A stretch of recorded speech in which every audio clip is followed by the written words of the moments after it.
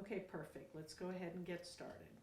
How did you and Bob meet?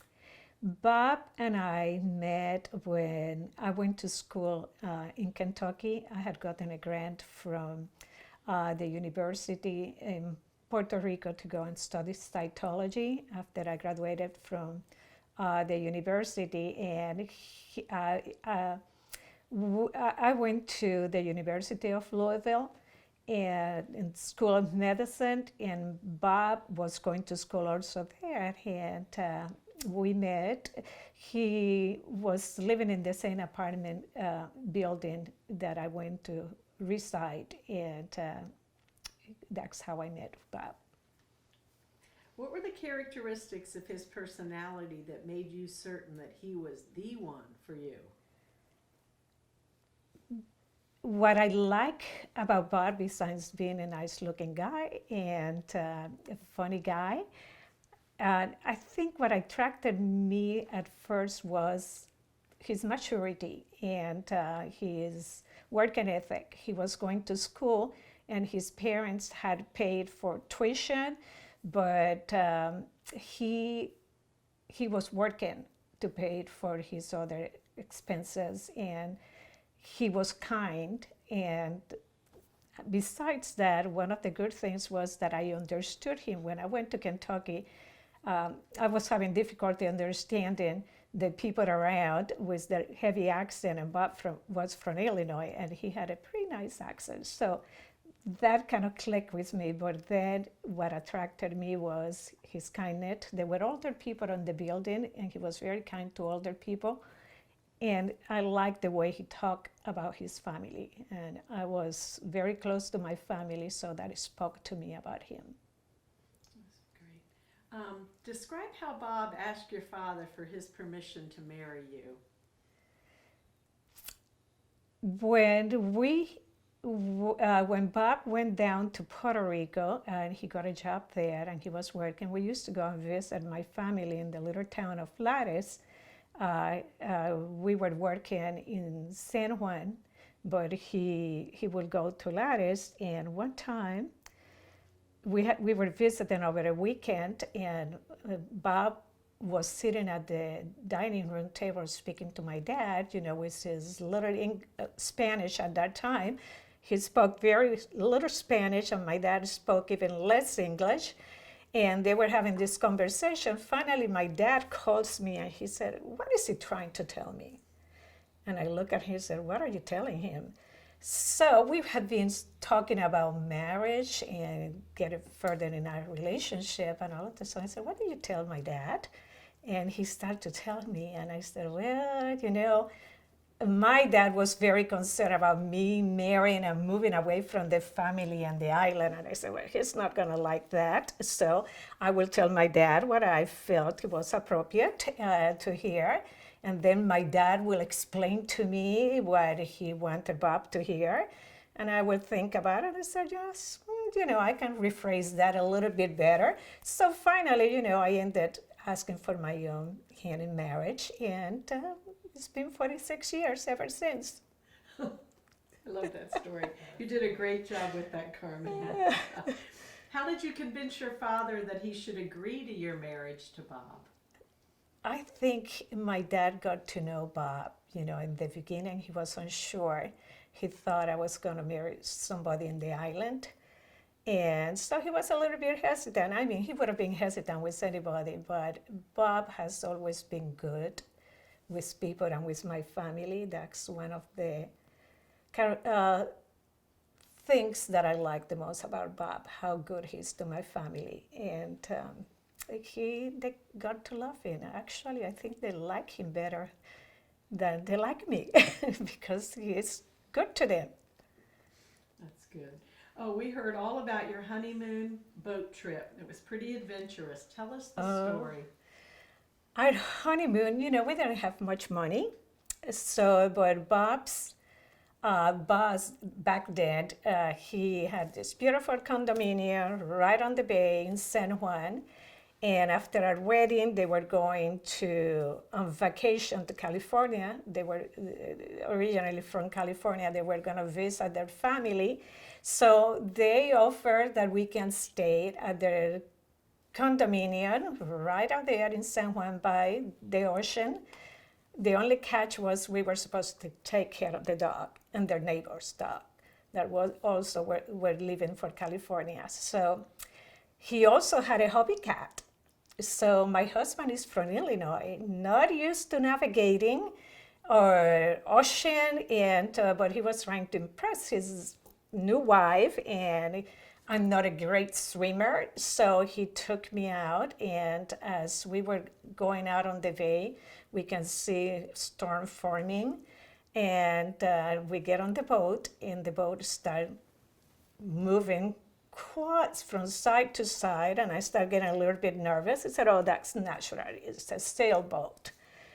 The next thing we know, we are out in the water, the few miles out, and the boat capsized.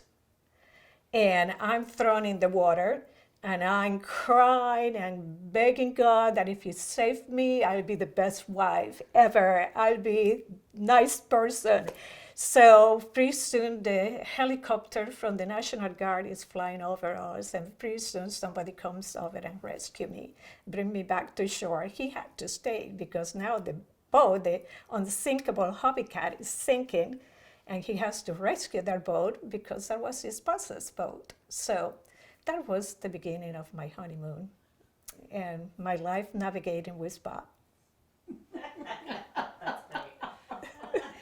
Oh, Been an adventure ever since. Ever since, I tell you, it's never ended. Never ended.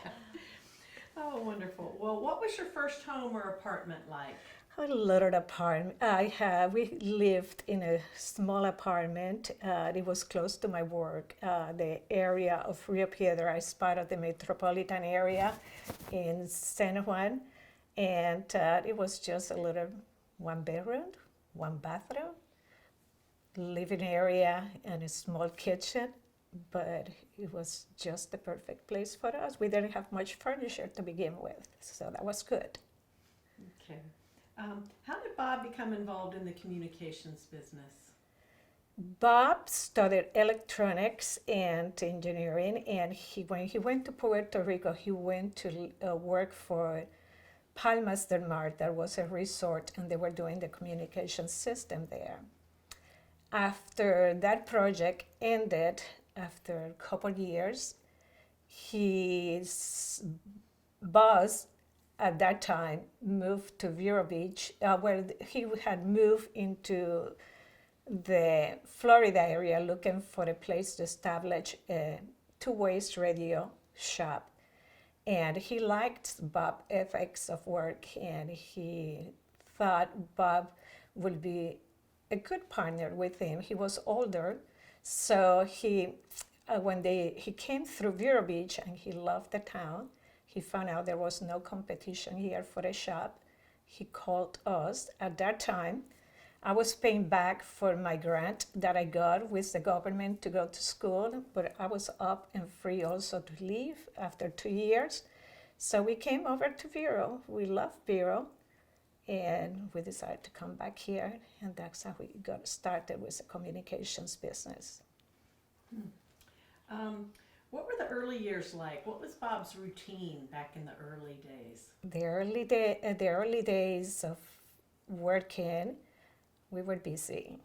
I was working, he was working, and but so he'll go in the morning to work, and he will get calls sometimes in the middle of the night, because anytime there was a storm, the systems will go down, so he was expected to get a call. He climbed the towers, which used to make me nervous because he had to climb towers. He did all the work, and they only have very few people working at the shop. It was him, his boss, and the girl that was doing the accounting. And so it was all his work. But he always took time, and he was volunteering for the ambulance squad at that time. So Monday nights, he worked during the evening during the ambulance squad also. I thought I disconnected that phone. It's okay. I call it the devil's phone at my house. Yeah, I don't know how to. Do you want to check it out and see how you can? I'm good. Okay. We'll just wait. Yeah, you just wait. We might have to just to redo that one part about the ambulance squad on Monday nights because that'll play nicely into something else we've already recorded. And then another, I don't know if we want to ask about the first date. Oh, yes. How you I brought heard your you had friend an along. interpreter. Okay, yeah, we'll do that too. Okay, so I think it stopped ringing. So let's go back and say, you were telling us about the early days and that in addition to working full-time, Bob Yeah. was also So do you want me to start from the beginning? Just from that part. Just that part. Okay. So Bob used to work hard, and on Mondays he always volunteered for the ambulance squad. He loved working. He was one of the drivers, and he did first aid also. And Monday nights he would go at nighttime. He would come home after midnight after working for the ambulance squad. And he also told us about the early days where he didn't draw a salary. Yes. Tell us a little bit more about that. During the early days, when I first came here, I realized I was pregnant. And that wasn't in the plan because we were going to start a new business. But I did apply for a job, and I was blessed that the company, it was the Vero Beach Labs at that time, part of the Bayer Corporation, research lab. Agricultural research lab, and I needed the job, and I pretty much begged them to give it to me, even though I was pregnant, and I got the job, and I ended working for 15 years for the company, but during the first 5 years of work, Bob couldn't draw his salary because they were trying to make the company grow. And he ended buying his partner off after 5 years. So what my salary was what kept the house, or what kept us with the expenses in the house, while he just worked and took the money to make the company grow. Great. Oh, now tell us about your first date. My first date with Bob, I was still a little bit rudimentary with my English.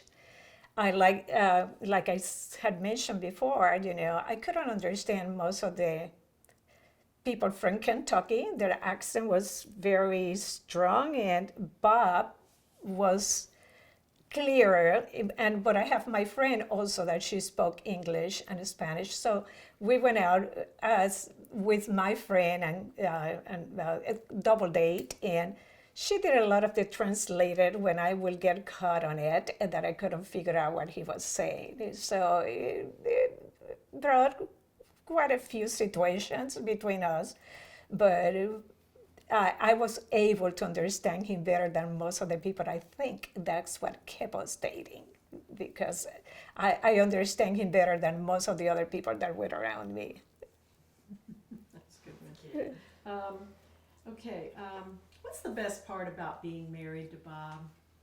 The best part of being married to Bob must be his sense of humor.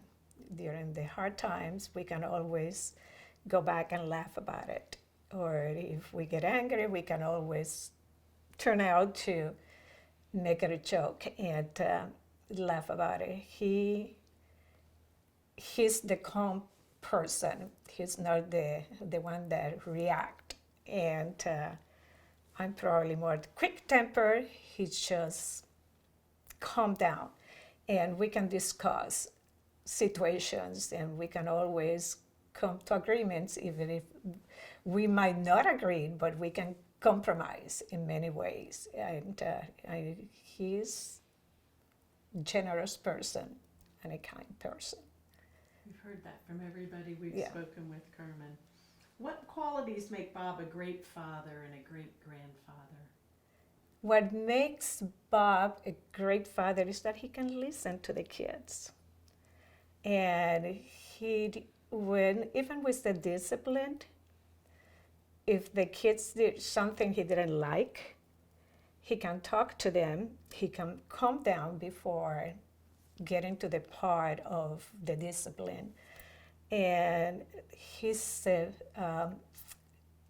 calm person, so if the kids get hurt, if the kids were sick, they always come to me, or if they need money, they come to me.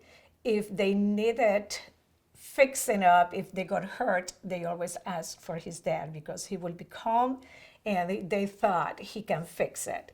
And he's a teacher. He likes to teach the things to the kids. And he includes them when there is a fixing.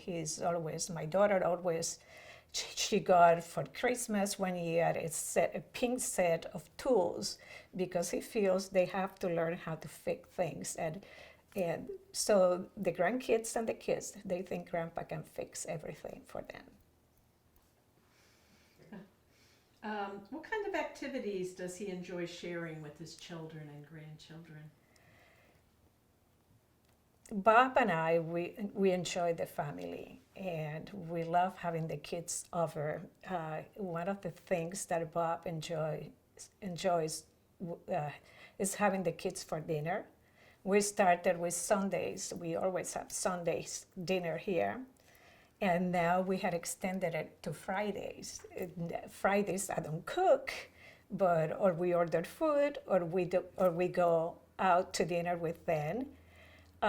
Summers we always enjoyed, and Bob loved, the water. So boating has always been one of the big things for us, and showing the kids how to go fishing, spear fishing, snorkeling, diving, and traveling. We love to travel. We take at least once a year, we take a trip with all of them. We go somewhere, and believe it or not, the kids enjoy it and we enjoy it. That's wonderful. What type of values has Bob shared with his children? The values that Bob had shared with the children, I guess, first of all, is our faith. We had always have strong faith, and another thing is family values. They know that family is first, and friends, and they had seen us see how we treat our family, and generosity. They know their dad is a very generous man, and the kids see that. But I think the great values is the faith and the family values that he has. Tell us a funny story about Bob. Do you have a funny story? There are so many funny stories about Bob. Bob is a funny guy, and he's a clumsy guy.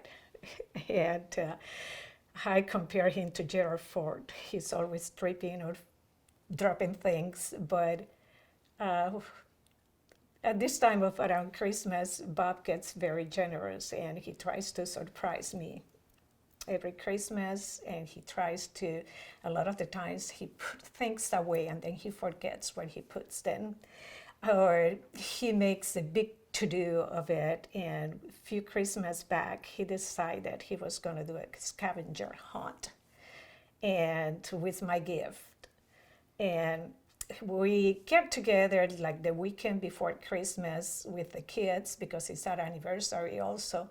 So we exchanged gifts with them, and Bob, of course, started the scavenger hunt, and we're following. You can see the kids following me through the house from one clue to the other. Finally, I get the last clue, and I get into this closet, and there is a box, and inside that box there is another box, and then I open the next box, and I find this beautiful gold and little rubies and diamonds necklace, and I look at this. I said, "Oh my gosh, this is beautiful, but isn't this the same necklace that I got a couple years ago?" And the kids are going, "No, no, no," and I said, "Looks like it." So I went into, they follow me to the safe. I get the other necklace, and there is the same necklace that I had gotten a couple years before. He said, well, you know what? I guess I liked it a lot before, and I do like it now. So neither to say it wasn't the first time he had done that. That's like, it's good enough to buy once, it's good enough to I just buy buy the twice. next one. I really liked it. So now I tell my daughter, just please tell him what I have and what I don't have. Just go with him. Or keep a gift log. Really Yeah. funny. And the leading up to it was so good. And then you're like, really? Oh gosh.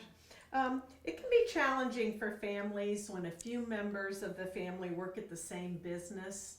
How have Bob, Ryan, and your nephews handled this while working at CI? Our company it's always been kind of a family company. A lot of our friends work there. And our children, both of them had worked there before, Robin for a very small time. And then, of course, Bob's brother and his nephew and Ryan and his niece also, a couple of the nieces had worked a little bit there also. One of the things that Bob does, he removed himself from the management or supervision of the people that are related to him. They work for somebody else. They have to apply just like everybody else.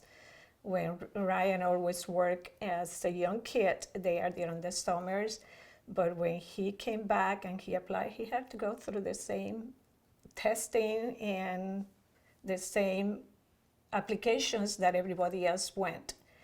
And one of the things that he has make sure is that the kids understand and his family that they're going to have to prove themselves, and they have to work harder than anybody else there because everybody's going to keep an eye on them, and they have to prove that they are good at what they do. And our family, they have very good working ethics, and they're hard worker, and we get very good feedback from the people at the company and a lot of the people sometimes don't even know that they're related to Bob.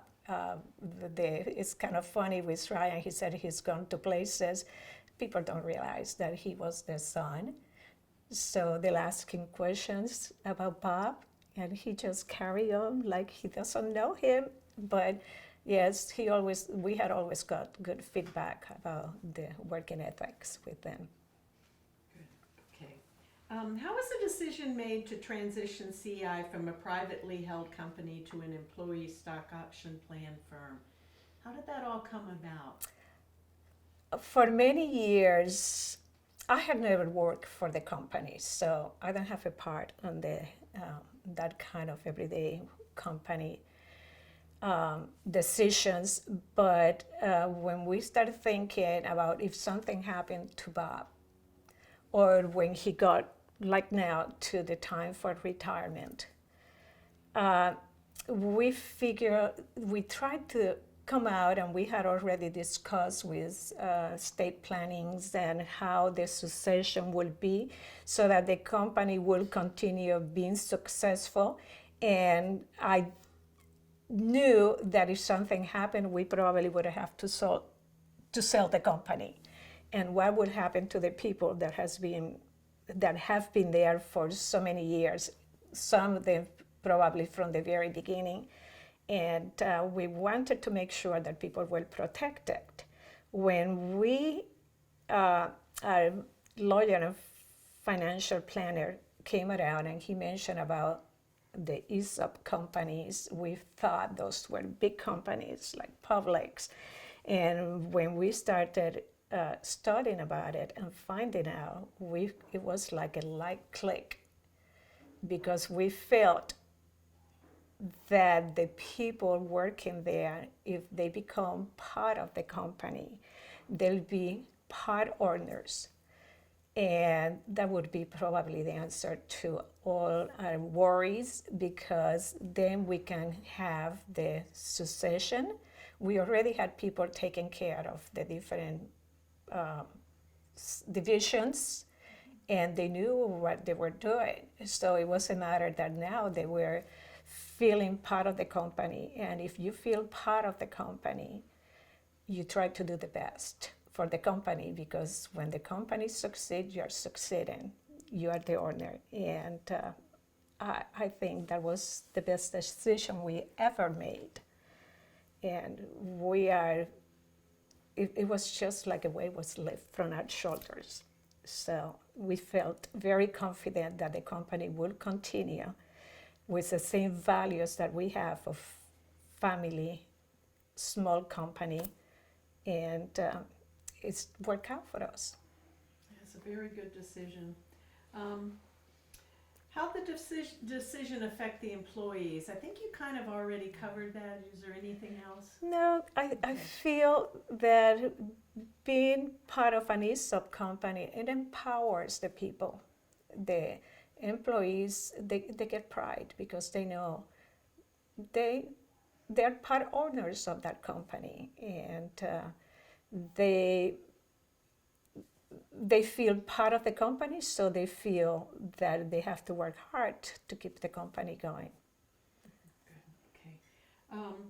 CI is a business that provides first responders with the tools they need to communicate during an emergency. Why do you think that so many state, county, and local agencies prefer to work with CI? CI is a company that they value their customer services, and they will do anything to make sure that the products they sell and maintain, it have good service. And of course, working with first responder, you have to offer the best service, because if during an emergency, you have to count on that communication. So, and that's been a priority for communications. And they are the communications also, when they make a sale and they make a promise, they make sure that they're going to provide what they promised, even if they have to have a cutback on their gains. But if they offer something, they are going to make sure that the people that are going to get that they're going to get what it was promised to them. Okay, that's good. Okay, through the years, Bob has built a reputation for being a man whose handshake is binding. What do you think has contributed to this? Like I said, Bob is a trustworthy person. Bob, how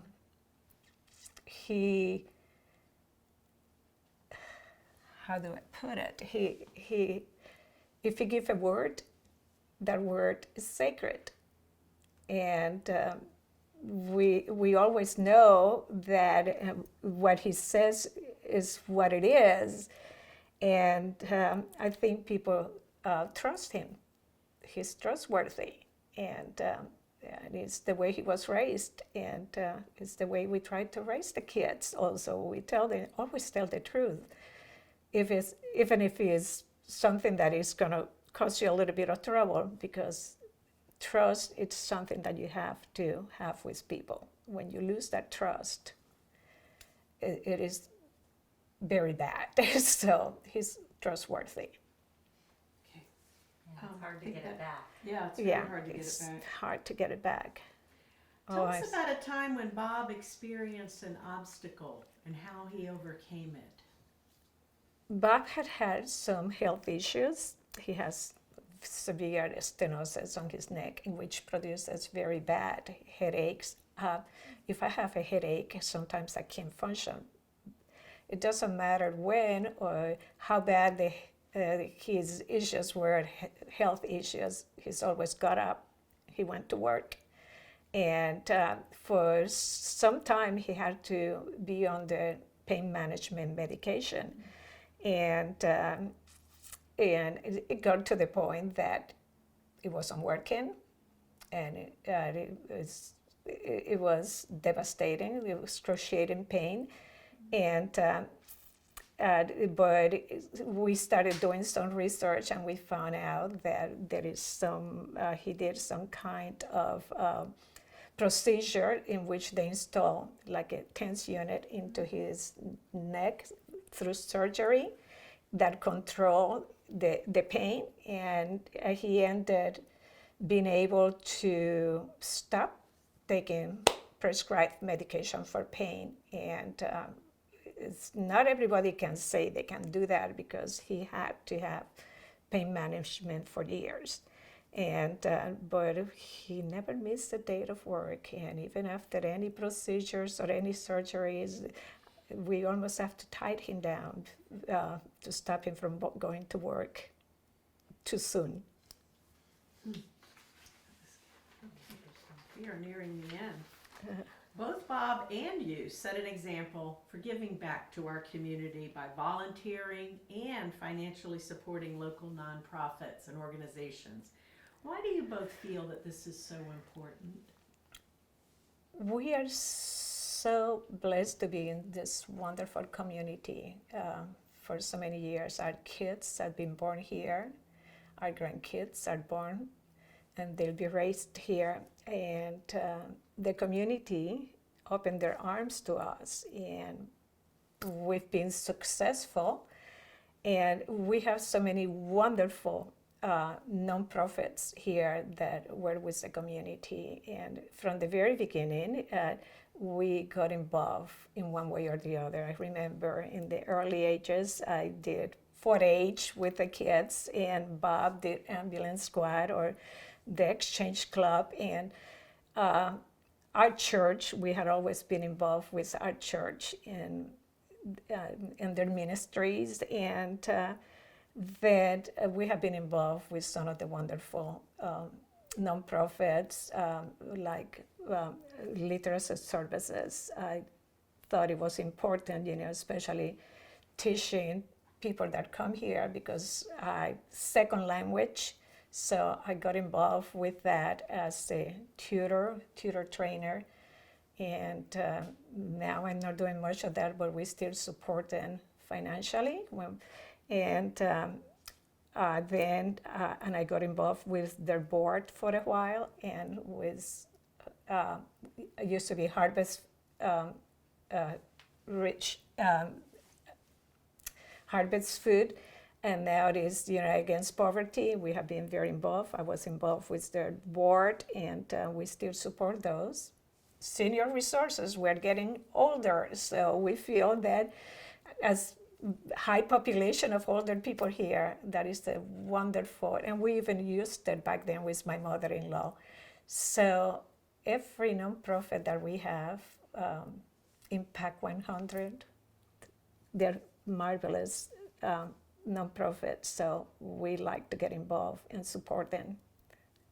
Well, you set a wonderful example, both you and Bob. Well, you and Bob have a close connection to the people in the Bahamas. How did this evolve?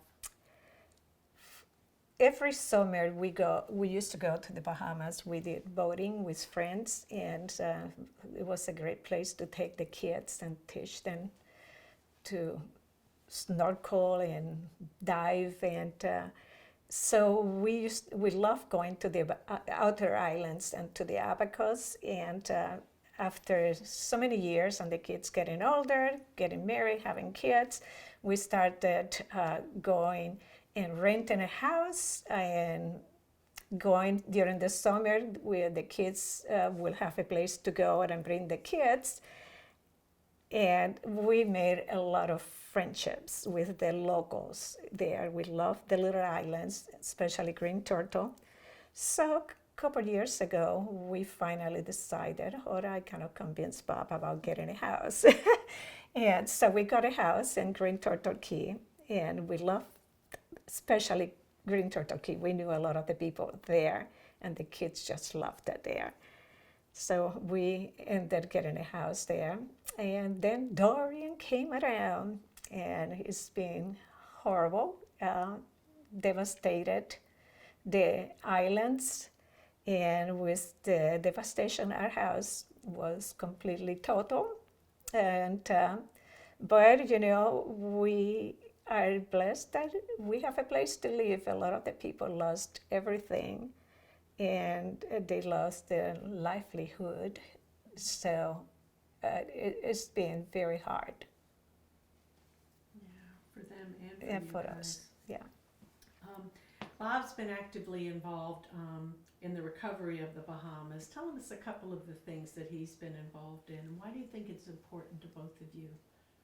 It is very important to try to rebuild the Bahamas because, first of all, we loved it. We know how much pleasure we got from going there, and the people that are there, they need all this tourism and the people that have homes there. So eventually, we love to go back and rebuild because their livelihood depend of everybody that goes and visit, and so we've been trying to help by sending merchandise and barges with from food to phones to anything that they need for the reconstruction. People in the States, and especially this area of Florida that had connection with the islands, have been very generous, and we want to be a part of it. We have a couple of our friends from the Bahamas that they just moved out, but they stayed with us for several months until they were able to find a place to go. And I feel like my kids, now they found a place to live, and they just moved out this past week. And we feel that we need to help them because they were great to us when we were there, and they're wonderful people, and they're in need. Yeah, they are. Okay. Bob's retired a few times. Retired. Mm-hmm. Do you think he'll ever officially retire, Carmen? For the last couple of years, Bob's been talking about retirement. And the first time he scared me all of a sudden. And what are you going to do when you retire? He's not a golfer. We like to travel, but how often can you go traveling? And then I went in a panic. What is he going to do every day? So the first retirement was a couple of years ago. He said, this is my last day at work. But when we came out after vacation, he got up and he went to work. And so they're kind of confused at the shop. What he did is he retired from his big office and he moved to a different office. He goes and he loves to go to lunch with the people, and they assign him projects. And so he's been going to work. And then the second time he retired was this year. And I said, oh my goodness, now he finally retired. What are we going to do now? Well, we're going to travel. How often are we going to travel? So his retirement consists that he doesn't get up early. He goes to work after 8:30, and he comes home a little bit early, around 3:30 or 4 o'clock. And if we want to go somewhere, we can take off, and he doesn't feel guilty. But he still goes to work every day. He'll be going to work every day. And that's okay with me. I can't imagine him at the house every day. What do you think will happen in the next chapter of your life together with Bob? Our next chapter in our life, I think it will be pretty much the same we have been doing for the last years. We will continue traveling. I still have my mom alive. She's 95. She's going to be 95. So we try to go to Puerto Rico often and to see her. There is a lot of places in our bucket list that we haven't seen and we want to see.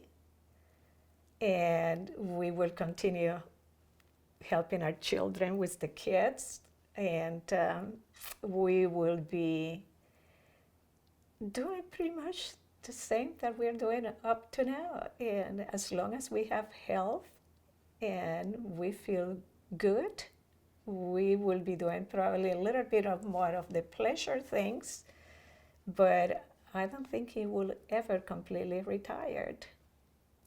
They're going to have to close the door and throw him out, but I don't think he will ever retire. I don't think so either. No. I really don't. He enjoys it. Yeah, He enjoys I'm telling you, I have never seen somebody in my life that it doesn't get every morning excited about going to work. Ever since I have known Bob, he's never said, "Oh, I have to get up to go to work." He had never said that.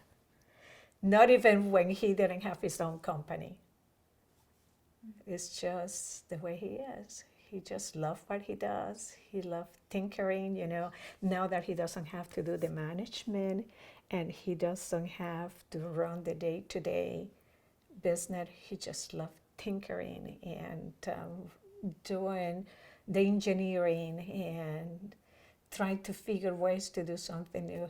That's his pleasure. He's just love that. Could you have ever dreamed from the beginning when you first moved here to Vero to start the little company? It was with Howard, right? Howard Culver? Could you have ever dreamed that this would all evolve into? No, never. It was a good business always, but especially, after he was left on his own, making his own decisions, and the way he has grown, it's just amazing. I mean, God is good. And I remember I was working, and when the kids got older, I wanted to stay home because the kids, teenagers, you want to stay home and supervise them. And I remember the first year, the year I decided I was going to quit, I decided I'm not going to use any of that money because I have to make sure that I can live without that salary. So for a year, I wouldn't use that money just to make sure, and I never thought, that we were going to be blessed the way we have been blessed. Yes, you have been, but you're such good people too. You deserve it. Well, thank you. You're good people. Monique, anything else we need to redo, or anything else you? No, I think we've got some. We're gonna have. We tough certainly time cutting did. stuff out. We certainly did. Carmen, anything else that you want to add, or anything you feel like we need to cover again, or you wanted to be sure to include? I feel pretty good about covering everything from the beginning. I can think. You did do an excellent you did job. great. Well, thank you. Yeah. Thank you. I hope Really. they understand it. Oh, No, that's you did good. great. Guys, Anything you anything? guys think? Nope, we're good. Yeah. Okay. Yeah. So